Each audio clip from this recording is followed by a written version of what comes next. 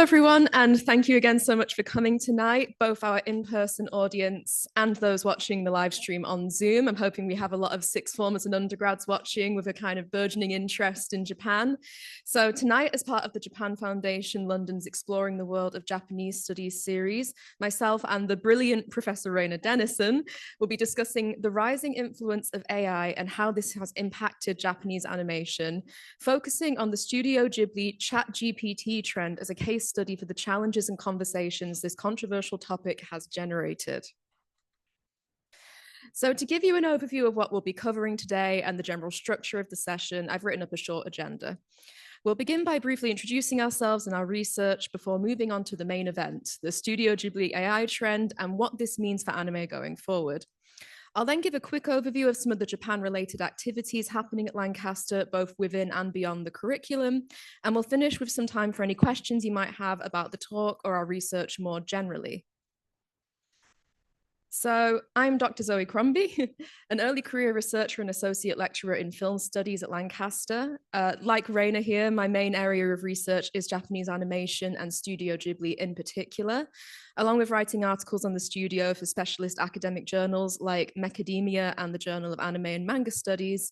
My PhD topic was Ghibli's adaptations of Western stories like The Little Mermaid, which became Ponyo, and The Borrowers, which became Arrietty. Like many of you, I first became interested in Japanese animation through Studio Ghibli, and being able to pursue this interest at Lancaster with the encouragement of our highly transnational film department was a fantastic experience. Looking ahead, I have several chapters and articles in print, and I'll be publishing a version of my PhD thesis with Liverpool University Press through their Trailblazers program in a year or so. So I'll hand over to Rayna to introduce herself too. And I'm just going to stand up so I can see the people in the room a little bit better. Hi, everyone. I'm Rayna Denison from University of Bristol, where I'm a professor of film and digital arts, which I translate to mean Japanese animation. I'm about 20 years into my career now, on and off, and I've been writing about anime for all 20 of them. I started with a PhD on Princess Mononoke, and my love of Ghibli has never subsided, I'm afraid. So I've got a few books on the slide here that I've written or edited over the years, including one where several of the speakers from today will finally see their work in print, which is coming out this summer, which is, oh, that's not the right book. Anyway, which is going to be on Isao Takahata from University of Hawaii Press. So that is forthcoming this summer. And later this year, there'll be a Studio Ghibli special edition on Studio Ghibli with Macadamia. So that's got another lovely set of colleagues in, especially Zoe. All right.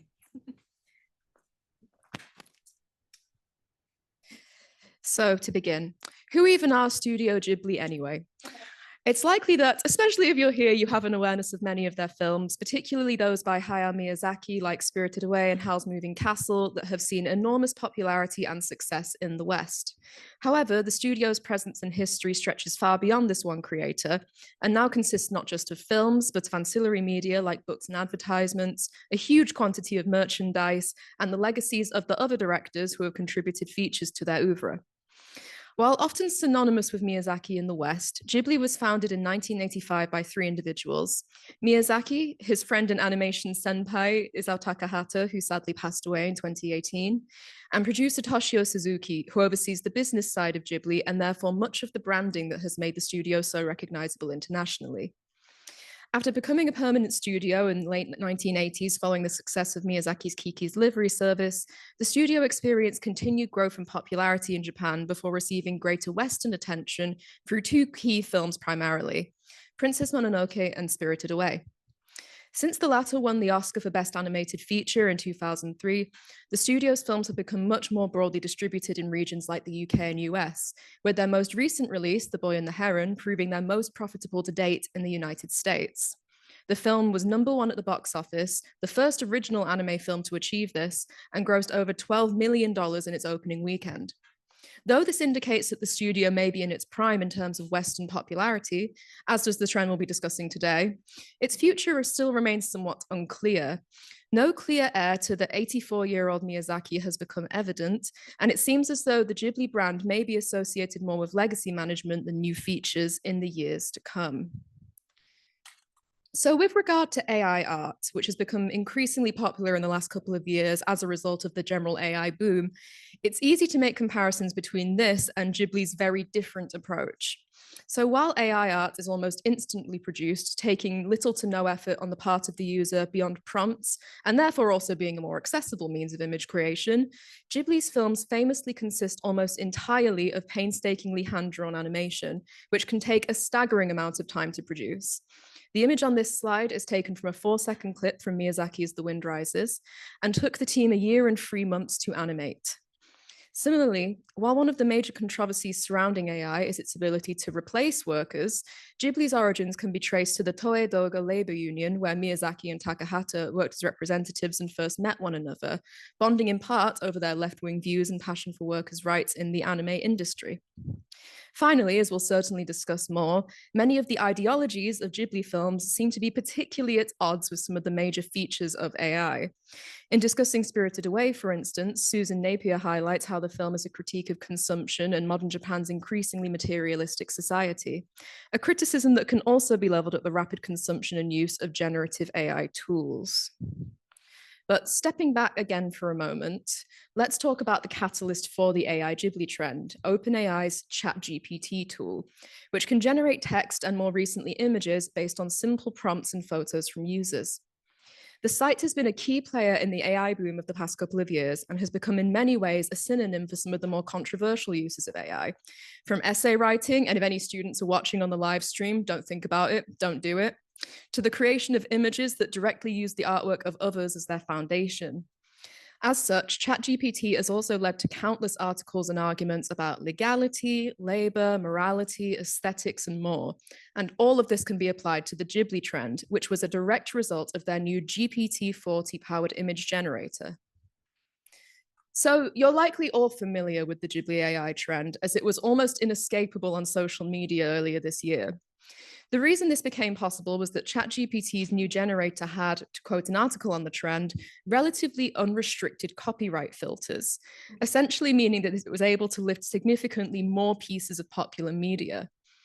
Though people were able to generate images making themselves resemble characters from endless cartoons, with shows like The Simpsons, South Park, and Rick and Morty being popular amongst some, the demand for Ghibli-style images was the largest by some distance, with even the CEO of OpenAI, Sam Altman, changing his profile picture on X to a Ghiblified version.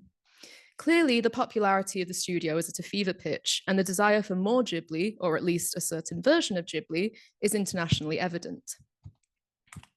So to give a very specific example of how the Ghibli AI aesthetically transforms a picture, let's look at this example of the famous scene from James Cameron's Titanic, which has been fed through ChatGPT to produce the Ghiblified image on the right.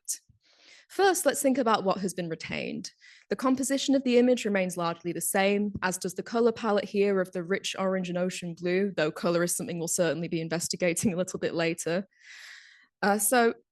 Many smaller details have been removed here, such as lines on their clothes and faces, but most significantly, the proportions of their features are entirely transformed.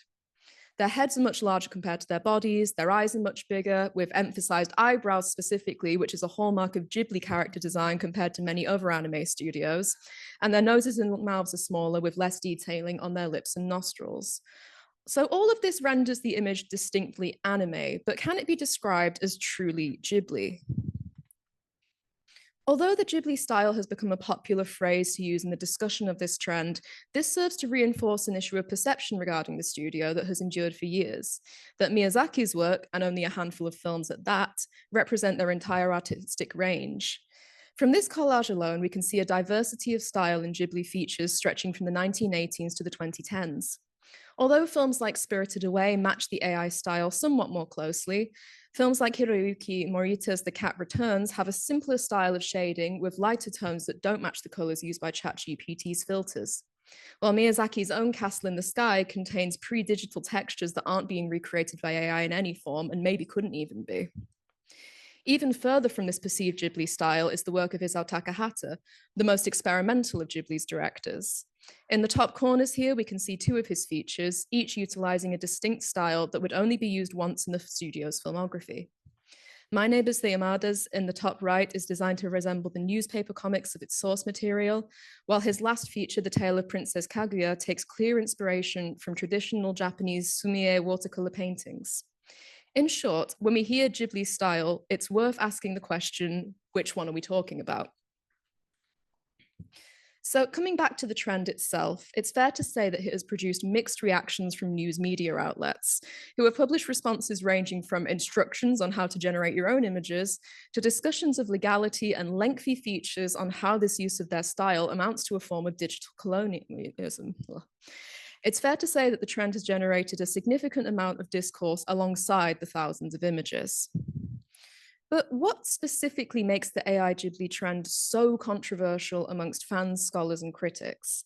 Why does the use of Ghibli-style imagery in particular cause such an uproar? There are a number of points to consider here, and many, if not all, relate to Ghibli's unique position in both Japanese and global popular cultures. So broadly speaking, I think that we can categorize the negative impacts of the Ghibli AI trend in 4 key ways. Ethical here refers to the ideologies of the studio, as well as to an extent their legal right to retain their intellectual property. Cultural refers to their place in popular culture and how their work is viewed and interpreted by others, both within and beyond Japan. Aesthetic touches on what we discussed before, the diversity of Ghibli style and the flattening of this within the AI trend. And finally, there's also an economic component that can be considered here as well, again relating to the questions of legality. So after all, if anyone can reproduce this copyrighted material, don't Ghibli stand to lose something monetarily? So, quite an intense slide here.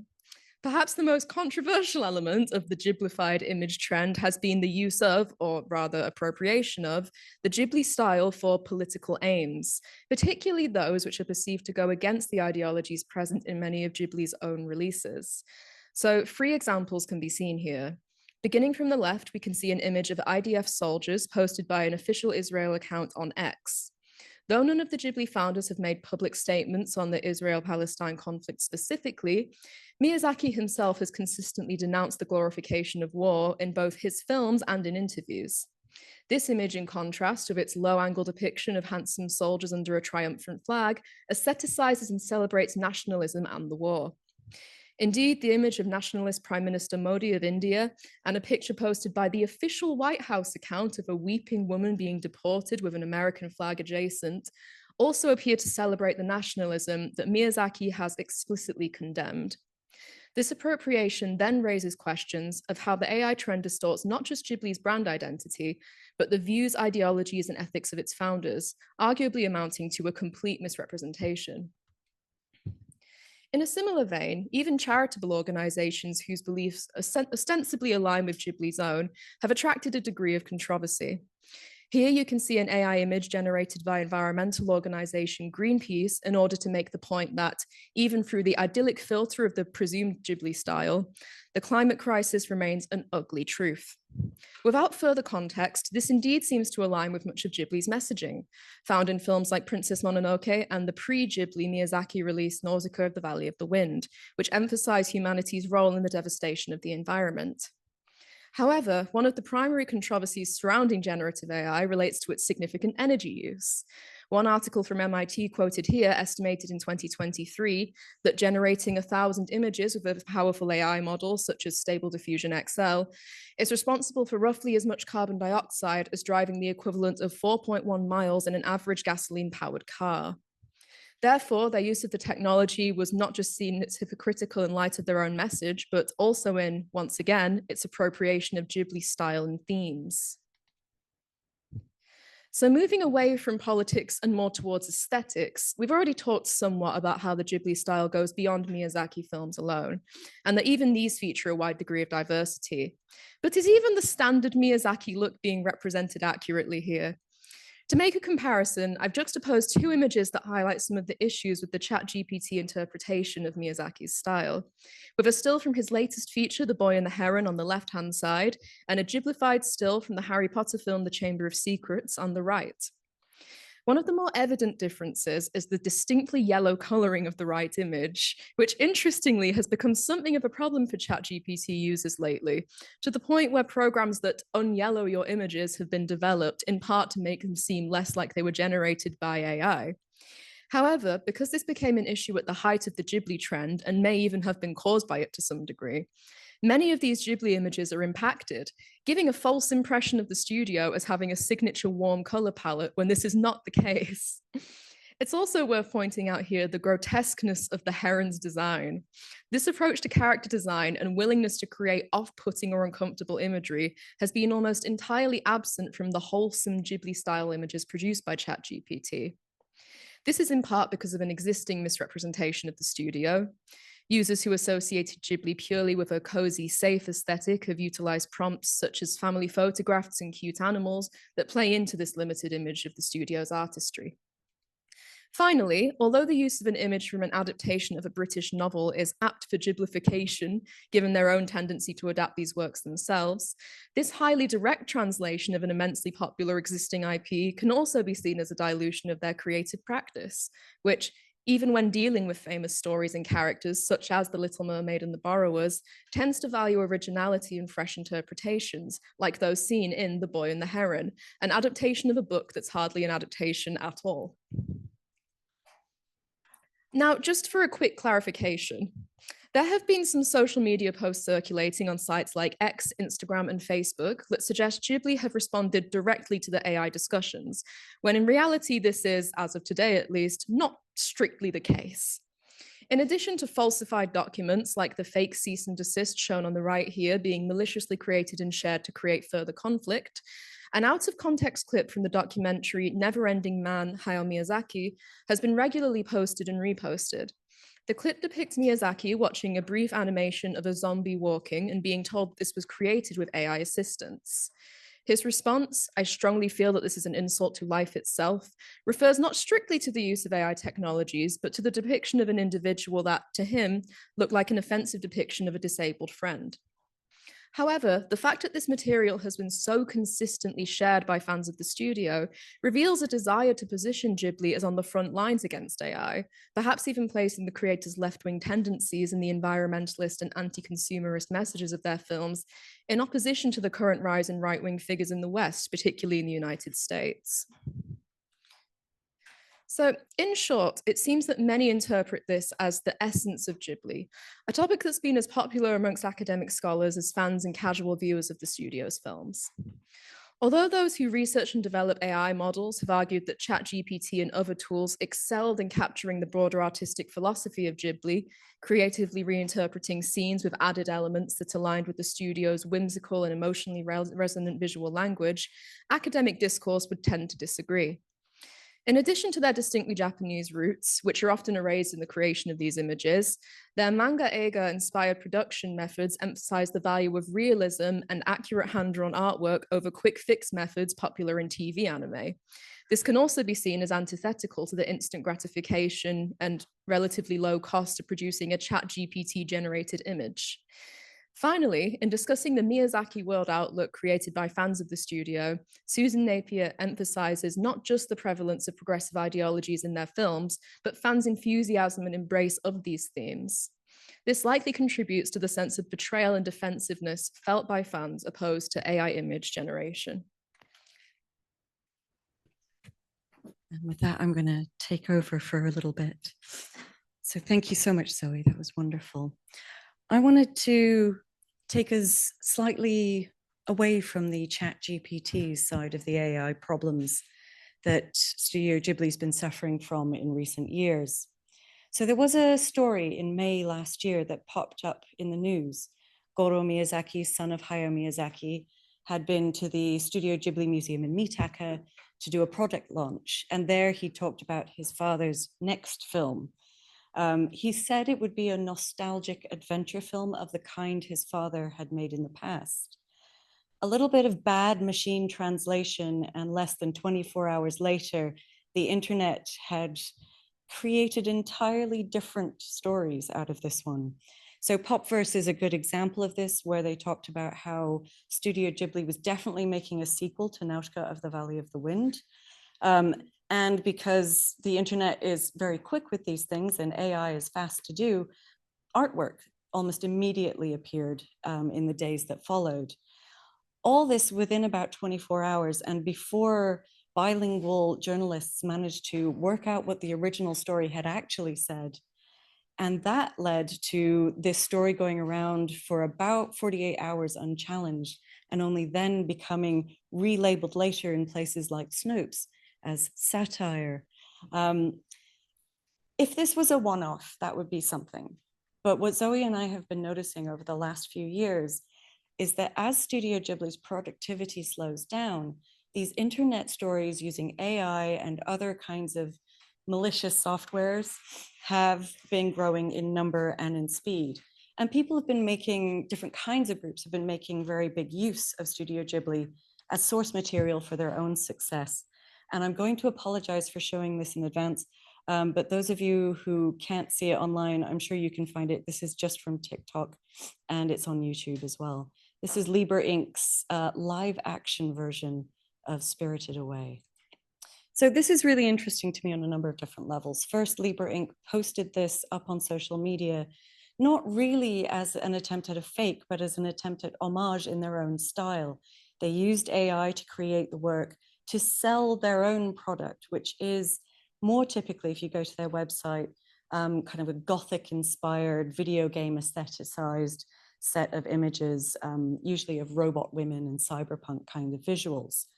So they have very deliberately chosen Spirited Away as a means to promote their own work and as a means to kind of launch the company and get more business. So they're showing what they can do in their fakery. But again, it crosses between what Studio Ghibli does and then takes it in another direction away from Studio Ghibli's core meanings. This is happening more and more to the point where there are now actual artists like Vion Vang from Artists Against AI, who are producing their own artworks as April Fool's jokes, riffing off Studio Ghibli, and then seeing how long it takes people to work out that it's by an artist, not by AI. So it's almost become a meta trope now, this kind of copying of styles. On the left, though, is something slightly different, and it's a relatively recent addition to the internet. This is from a website called Night Cafe, which promises to allow users to create their own artworks based on anime or Ghiblified styles by bringing together many of the proprietary AI generators that are producing these works anyway. So it claims to have 4 or 5 of them on its site, which I find improbable given they're all owned by different massive conglomerates. But again, these are ways in which people are being drawn into websites to produce pirated, if you like, or at least unauthorized works that are far beyond what Studio Ghibli would have intended for the use of their materials. And they're certainly unauthorized, sometimes at multiple levels. And then we have things like this. But what is so interesting about this is it's obviously fan-made, it's obviously fake. And I'm pretty sure Zendaya didn't agree to it. So that got me thinking about what was at stake in these and how fan-produced works are now using AI in ways that might be butting up against fair use. So on the website for this KH Studios on Facebook, they have this statement where they talk about how their works are protected by copyright and copyright fair use. And I'll come back to that in a minute, because I think there's problematic ways in which fair use is being breached here by the use of AI. But this is all still for litigation. There haven't been cases going through around these materials. Other big stars from America, most notably Scarlett Johansson, have been taking people to court for likeness uses that are generated by AI. But so far, there's been nothing Studio Ghibli related that I've been able to find in court cases.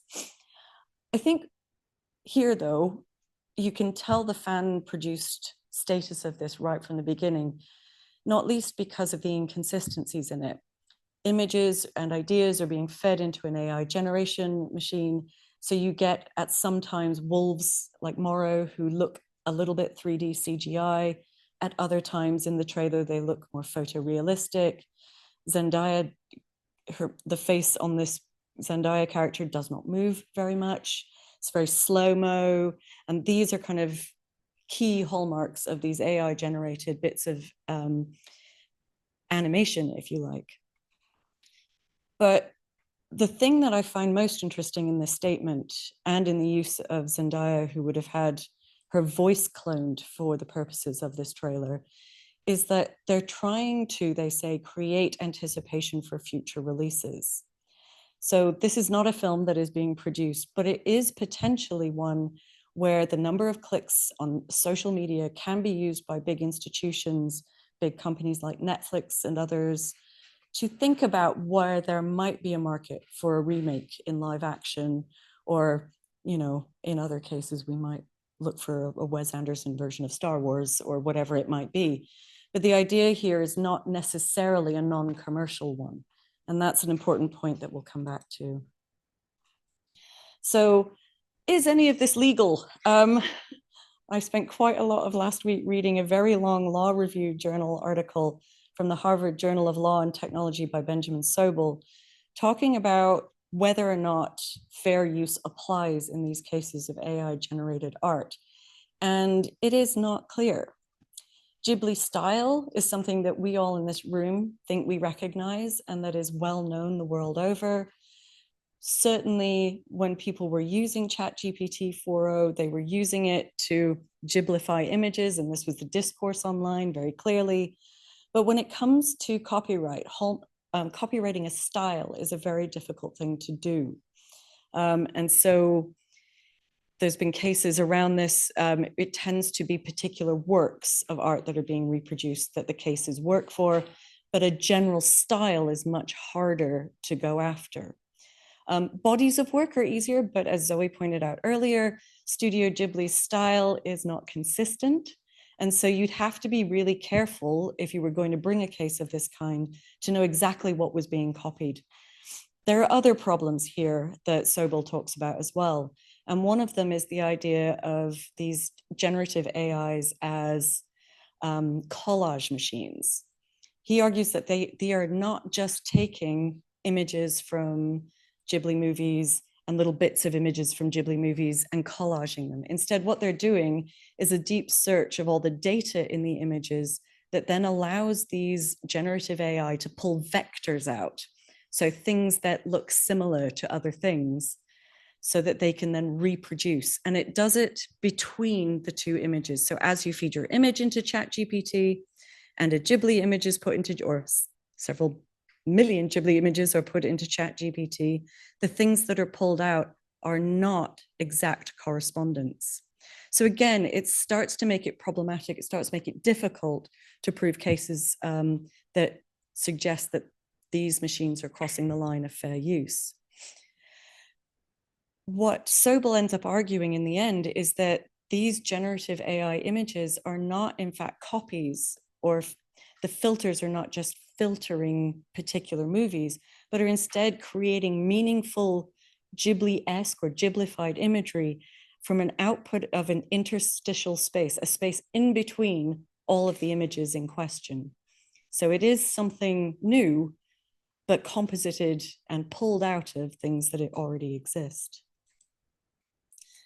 Which is why I find the difference between that image and how fans reacted to it, and that image and how fans reacted to it, so very interesting. We know Ghibli when we see it. When this set of images in the trailer I showed earlier came out on Facebook and Instagram, they were met with opprobrium. Fans did not appreciate this. There were a lot of claims of "stop ruining my childhood." Lots of people talking about the horror adjacent aesthetic of these images rather than it being true to the Ghibli style. When this image dropped onto Facebook, it was a very different response. I think almost immediately as you look at this, you can tell it's fake. You've got Netflix there, okay, that might legitimize it. But the Spirited Away is a copy of the Spirited Away American release poster. Underneath it is another weird, almost sinicized version of Spirited Away, but it's in English. And then underneath that, a really blocky May 2024 sign that just doesn't match any of the other fonts at all. And why would you do that as a promotion? Looking at this image again, I think you can see interesting things happening. Instead of this being based on Spirited Away, the anime, here instead, I think the AI has been generating this image out of the theatrical productions of Spirited Away that have been going on, that have been touring the world in recent years. So the interstitial space here isn't even between the original Studio Ghibli movie and something else. It's built out of bits and pieces from all kinds of live action filmmaking, but also theatrical productions. So when we get into the case of, is any of this legal? It becomes even more problematic when we can't figure out what the origin sources really were, or we can't be sure of it. Now, what was interesting when this dropped on Facebook was everyone was really excited about it. The comments that were underneath it talked about how this had been people's favorite film when it came out in their childhoods, how they were really excited for Netflix to make a series out of this movie idea, and how beautiful the imagery looked, how they loved that they were going to be using real puppets. And I find that very interesting as well, real puppets generated by AI. So again, there are layers here about what the fandom will accept and what it won't. And that interstitial space between the horror aesthetic here and the more theatrical aesthetic here in this image, I find interesting in terms of reception. So this is where it's becoming increasingly interesting to think about AI and legitimate production. So Michael Burns recently, just last year, took his company Lionsgate into a partnership with Runway. Now, Runway is an a generative AI company, and the idea would be that they could then take any Lionsgate movie and put it through the AI model, and then have it spit out movies in any kind of style you liked, stop motion, cartoon, but specifically he talked about anime. So I'll come back to that in a moment, but this is around the same time, of course, that we had the strikes in America by the Writers Guild of America, the SAG-AFTRA group that represents actors, and IATSE that represents theater workers as well. So I find in this the kind of antithesis point that I think we've all been looking for, whether it's legal or not. What the workers at the time were claiming in interviews that were done by Halperin and Rosner was that AI was to them pulling the human soul out of filmmaking, that the soul that they had, that they put into the work, the heart and soul that went into the work, the uniqueness, the individuality, was going to be replaced not by AI itself, which they had no particular problem with. Many of these industry workers use AI in their everyday work. What they had a problem was with the power inequalities within Hollywood studio system, in which it would be very easy for companies to start using generative AI to replace workers. And it was also doing other things as well that are important in the case of the Ghibli memes. So there were discussions about how AI was trivializing their work, so taking specialist roles and simply making them seem unimportant, how there was a creation of estrangement between workers and projects. If bits of the projects are being done by AI, there are gaps in the production pipeline that mean that people don't feel connected to the projects they're working on. And in the end, that creates an inauthentic creativity, they said. So a creativity that wasn't built on anything original or new, but was built on those composites or those arguments about generative AI as collage machines. And all of this, they argued, was undermining their work. So that brings us back to Burns and his claims for Lionsgate and its runway-based AI. He basically started to argue in the press just last month or a month or two ago that if you use the runway generative AI, what you can do is put any film from the Lionsgate back catalog through the generative AI and have within just a couple of hours, maybe 3, an anime version of that movie. And he doesn't just list anime, he talks about cartoons as well, but anime is the one that people picked up and focused on in the press because this was so hot on the heels after the ChatGPT Ghibli issue. And notably, the picture you can see there of the ChatGPT Ghib filter used on Miyazaki was the one used to illustrate this article when it was put in the press. So I think things are starting to combine here. The discourses are starting to combine. There is an industry push to make films in a way that saves money, but there are also lots of hidden aspects of the work that are happening behind the scenes to make generative AI even function within industry at the moment. So within the perspective of anime, we're starting to see more and more anime being made by AI. So for example, Pineda talks about Netflix responding to a lack of manpower in the anime industry by starting to work with studios like Wit Studio to create AI plus human new forms of anime. So The Boy and the Dog, which is directed by Ryotaro Makihara at Wit, is a heartrending story of a boy and his robot dog, in which the backgrounds were generated by AI, so we are told. But actually what happened was they ran it through an AI, a generative AI, and that AI plus human is the only credit that the movie gives. But that doesn't mean that the AI actually created those backgrounds. And I'll come back to that in a moment. So in a recent set of industry reports, people have started asking both industry professionals within Japan and those outside the anime industry in Japan to comment on whether or not AI usage in anime is legitimate and reasonable, and whether or not it should be regulated. So the red and orange sequences in these pie charts, the one on the left being for industry workers, the one on the right being for the general public, talk about whether or not the use of AI in anime should be heavily regulated or fully regulated. And the others are more positively oriented. As you can see, the public are dead against the idea of an unregulated use of AI, generative AI in anime. The industry itself, those within it, are a little more open to the idea.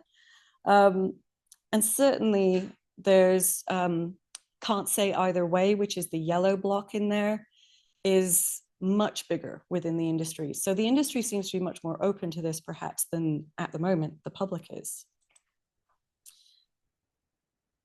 So if we think about AI and its legitimate use, if you go back to The Boy and the Dog, that image that we saw with the backgrounds made in generative AI, that is of course not the only way AI is being used in anime. One of the other early uses were AI being used in a supportive capacity. So to support artwork, to give it more nuance and detail. I don't know how many of you have seen the first Slam Dunk, but that was done by putting the original artwork from the manga producer through an AI, which then spat out much more kind of manga-esque imagery for the anime. But of course, then there were a whole bunch of post-production or post-AI additional processes that had to be gone through to make it look the way it looks in the actual finished anime.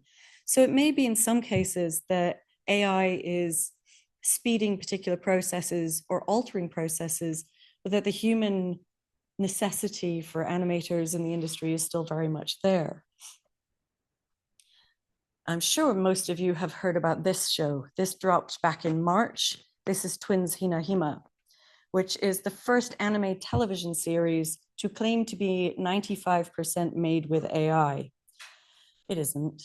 I don't think by any stretch of the imagination 95% AI.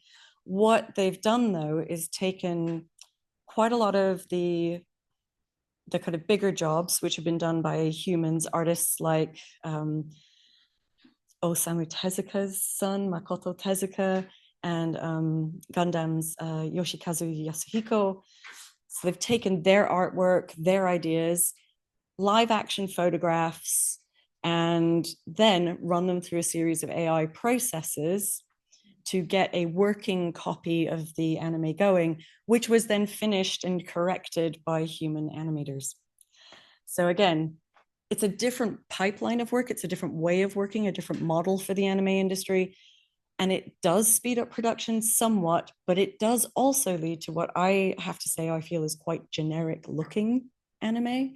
And Twinsy no Hime is perhaps a uniquely suited to this kind of work because it is about two girls who want to become TikTok stars. So there's a meta social media aspect to the production as well. So if we go back just then to The Boy and the Dog and that idea that this was AI plus human with no humans actually listed, this is the way it was reported on at the time, but that's not true. There were two digital AI supportive teams of animators working on this show. And the thing that's interesting about that is that none of them are given clear job titles within that process. So it isn't clear if they're tidying up the AI work, if they're in fact doing much of the AI's work or having to correct a lot of the AI's work. It just isn't clear. So I think that idea of the anime industry responding to AI is very much happening in Japan right now, but it's happening in a variety of ways that are quite experimental, and the industry certainly hasn't landed on a specific pipeline of production using AI that it's happy with as yet. We shall see what the future holds there. But to go back to Zoe's point, there are also questions here about generative AI and whose anime style it is anyway, because the more you get AI being used within studio production in Japan, I'm guessing the more they will want studio-specific proprietary AI engines that will use their style of anime and not anyone else's. So that may lead to a proliferation rather than a generalization of AI use. So proliferation, but specialization. There are, of course, in the jobs that will be impacted by AI's use, really significant potential, what we would call downstream production jobs put in peril by these processes. Most notably, things like the Asian outsourcing that has been such a feature of transnationally made anime in recent years. As those less specialized jobs go, or perhaps those may be the places where AI comes in and then the jobs change, we may see significant changes to ancillary levels of production, or we may see the negation of the need for things like outsourcing in other countries to an extent. I think what's more dangerous at the moment is the invisibilization of anime workers. And this is a common theme within discussions of AI and art at the moment, is that AI is making the work of the artist invisible. Nothing is just being given to a generative AI and then let out into the world, except for maybe the Ghibli AI memes.